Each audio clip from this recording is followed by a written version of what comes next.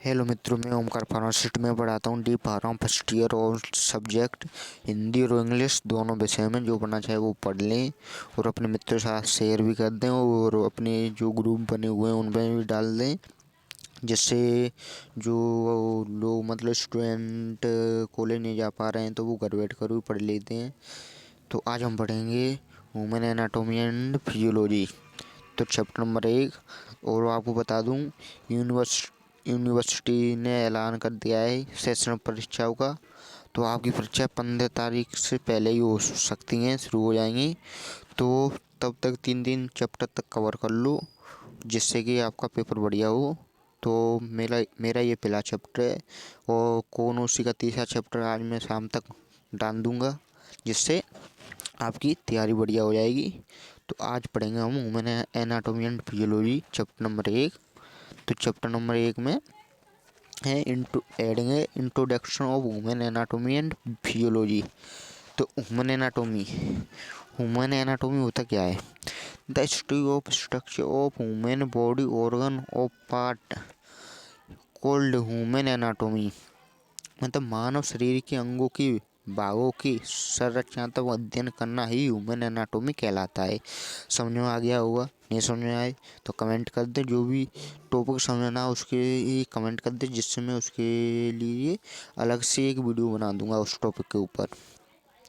तो human anatomy समझ में आ गया होगा। अब पढ़ेंगे फिजियोलॉजी। मतलब ह्यूमन एनाटॉमी बोलते हैं मानव शरीर के अंगों के भाग की संरचनात्मक अध्ययन करना ही ह्यूमन एनाटॉमी कहलाता है। फिर फिजियोलॉजी, पहले इसका स्क्रीनशॉट ले लो। अब पढ़ेंगे फिजियोलॉजी। फिजियोलॉजी क्या होता है? It is a science that deals with the study of function of human body parts. मानव शरीर के अंगों के कार्यों की स्टडी करना ही फिजियोलॉजी कहलाता है। मानव शरीर होते हैं, उनके कार्य कैसे कार्य करते हैं उनकी स्टडी करना ही फिजियोलॉजी कहलाता है। समझ में आ गया होगा।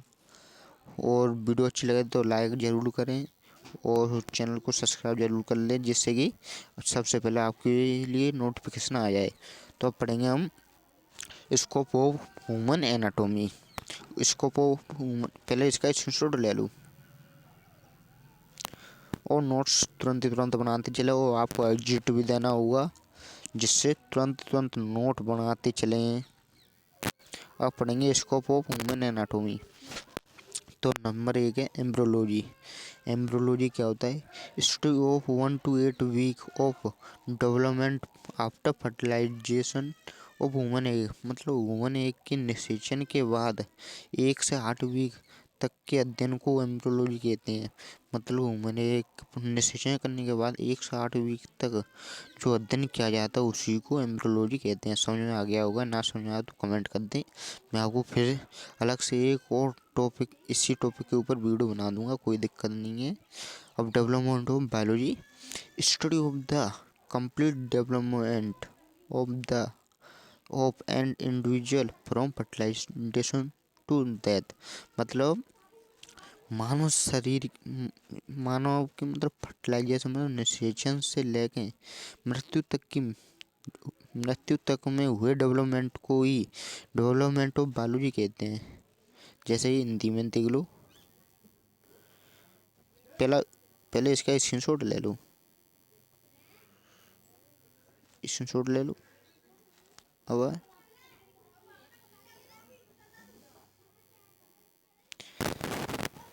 मानव के निषेचन से लेकर मृत्यु तक के हुए कंप्लीट डेवलपमेंट को ही डेवलपमेंट ऑफ बायोलॉजी कहते हैं। समझ में आ गया होगा। अब है cell biology, study of the cell structure. बस सेल के स्ट्रक्चर हो तो क्या है भाई, स्टडी करना ही सेल बायोलॉजी कहलाता है। सेल दूसरा चैप्टर है, तो उसकी ज़्यादा ये समझ लो बस। और उसके ऊपर अलग से पूरा टॉपिक, पूरा चैप्टर ये उसके ऊपर वीडियो बनाई जाएंगी। तो अब है histology, study of the microscopic structure of the tissue. Microscope से चाहे हिंदी में बोलें, टिश्यू के स्ट्रक्चर के माइक्रोस्कोप द्वारा स्टडी करना ही हिस्टोलॉजी कहलाता है। मतलब कोई टिश्यू होते हैं, जैसे धूल समझ लो, धूल में कई प्रकार के टिश्यू होते हैं, बैक्टीरिया होते हैं, तो उन्हें माइक्रोस्कोप के द्वारा देखेंगे, बिन्ने तो बोलेंगे हिस्टोलॉजी। बाकी स्टडी करवे या बोलते हिस्टोलॉजी। वो ग्रोस एनाटोमी, तो ग्रोस एनाटोमी होती है बिना माइक्रोस्कोप के स्टडी करते हुए। जैसे कि समझ लो हमें बिना माइक्रोस्कोप के पूरी बात देख रहे हैं, बाकी स्टडी करना, जैसे कि मानव को हम पूरे बिना माइक्रोस्कोप के देख लेते हैं, तो जाके स्टडी कर रहे हुए ये बोलते हैं ग्रोस एनाटोमी। समझ में आ गया होगा, नहीं समझ में आया हो तो कमेंट कर दें। तो पहले इसका स्क्रीनशॉट ले लो, स्क्रीनशॉट ले लिया होगा। अब है systemic anatomy, study of the specific system of the body. मतलब मानव शरीर के किसी स्पेसिफिक सिम्टम की स्टडी करना ही सिम्टमिक एनाटोमी कहलाता है। मतलब कोई स्पेसिफिक ऑर्गन ले, जैसे लिवर स्टडी करते हैं कोई, जैसे एमडी डॉक्टर होते हैं, तो एमडी डॉक्टर कोई तो होता है आँखों का, कोई होता है बालों का, कोई होता है या लिवर का, कोई होता है कार्डियोलॉजिस्ट मतलब हृदय का। मतलब 6 डॉक्टर होते हैं जो सिम्टमिक एनाटोमी में आते हैं। मानव शरीर के कोई स्पेसिफिक बाकी स्टडी करना ही सिम्टमिक एनाटोमी कहलाता है। तो इसका स्क्रीनशॉट ले लो। अब पढ़ेंगे रीजनल एनाटोमी, मतलब study of the any region of the body. मतलब मानव शरीर के एनी रीजन की स्टडी करना ये रीजनल एनाटोमी कहलाता है। मतलब कोई मुख्य विशिष्ट कारण हो बाकी स्टडी करना ही रीजनल एनाटोमी कहलाता है। समझ में आ गया होगा। अब है सरफेस एनाटोमी, पहले इसका शॉट ले लिया, पहले इसका शॉट ले लो। अब है सरफेस एनाटोमी, सरफेस मतलब study of the anatomical landmark. मतलब मानव शरीर की ऊपरी सतह की स्टडी करना, उसे बोलते हैं सरफेस एनाटोमी। मतलब मानव शरीर की खाल होती है, ये सरफेस एनाटोमी आती है, इसकी स्टडी करने को बोलते हैं सरफेस एनाटोमी। अब है इमेजिंग एंड रेडियोग्राफिक एनाटोमी, तो मतलब study of the structure that can be scan and with X ray. मतलब एक्सरे के स्कैन के स्ट्रक्चर की एक्सरे होता है करा लिया, उसकी स्कैन करने के बाद स्ट्रक्चर बन जाता है, उसकी स्टडी करने को इमेजिंग एंड रेडियोग्राफिक एनाटोमी कहते हैं। समझ आ गया होगा। तो पहले इसका छोड़ ले लो।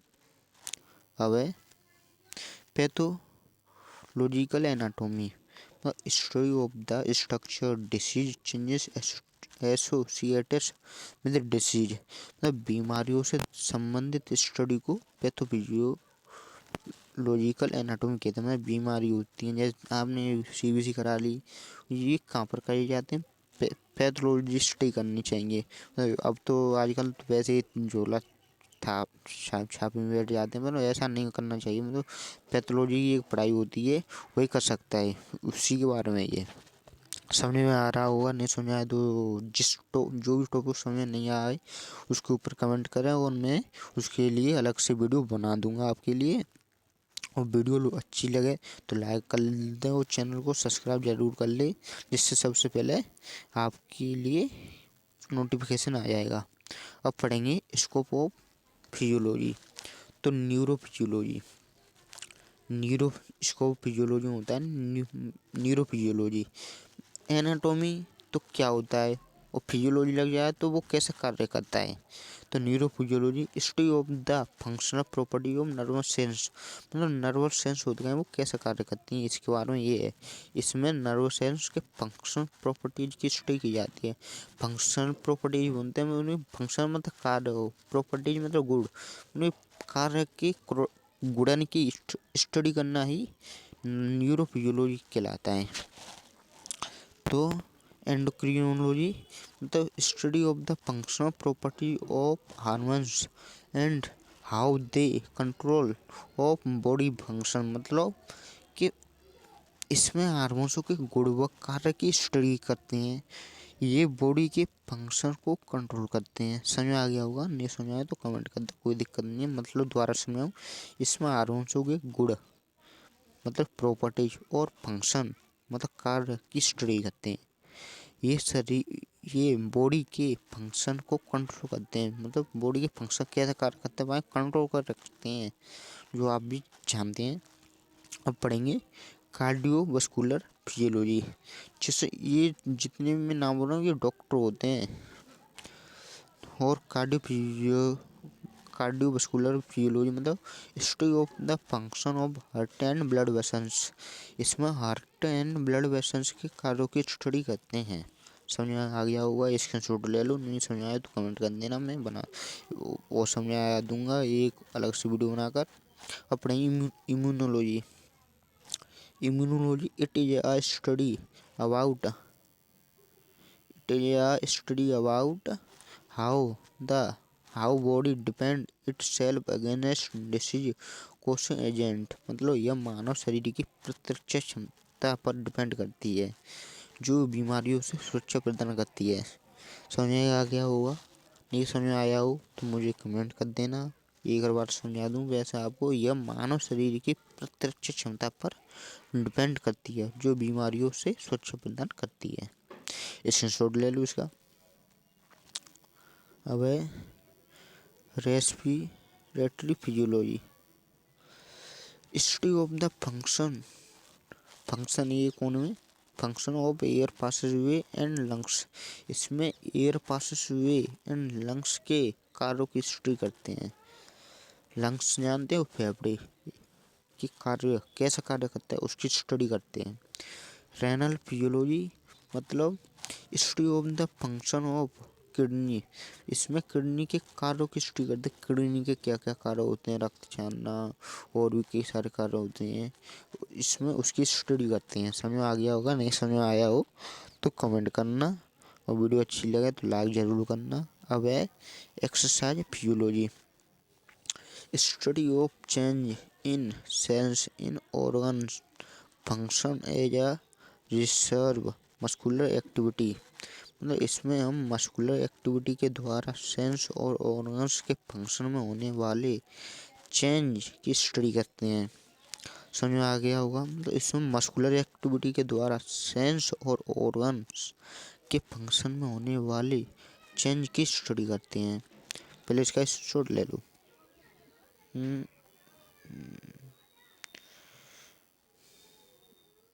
पहले इसका ले लो एक्सरसाइज तक। अरे एक्सरसाइज लेने के बाद फिर तो फिजियोलॉजी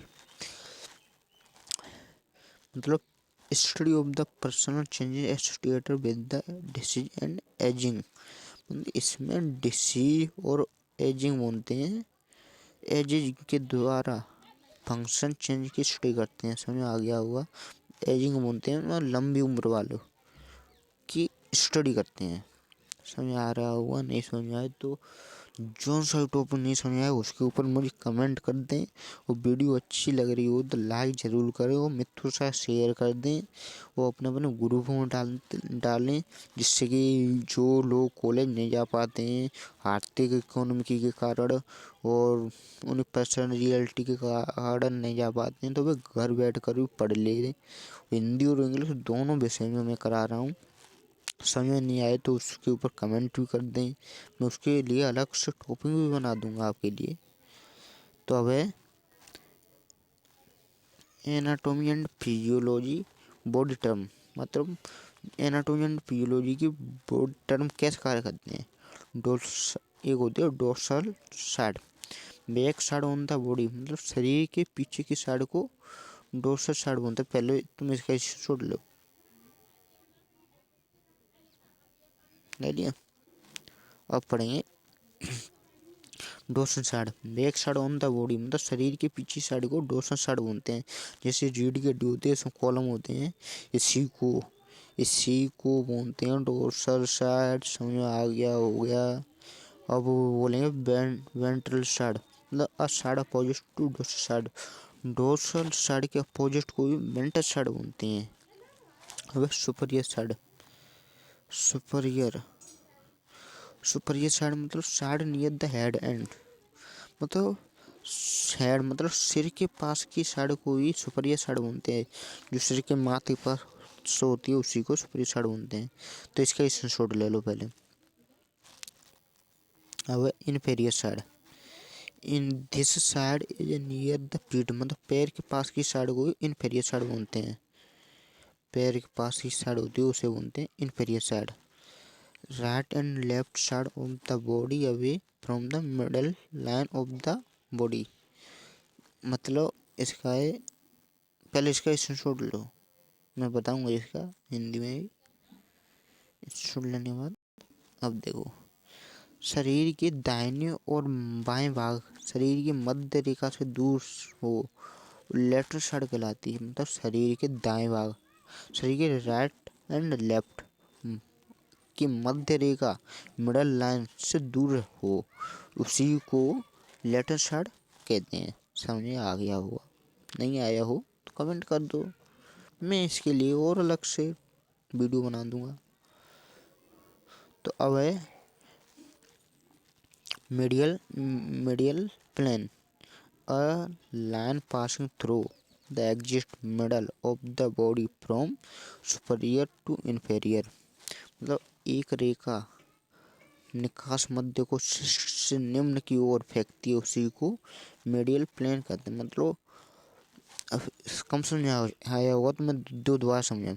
एक रेखा निकास मध्य को श्रेष्ठ से निम्न की ओर, मतलब श्रेष्ठ से निम्न की ओर ऊपर से नीचे की ओर फेंकती है उसी को मेडियल प्लेन कहते हैं। अब समझ में आ गया होगा, नहीं समझ में आया हो तो कमेंट कर दें, मैं और अलग से वीडियो बना दूंगा।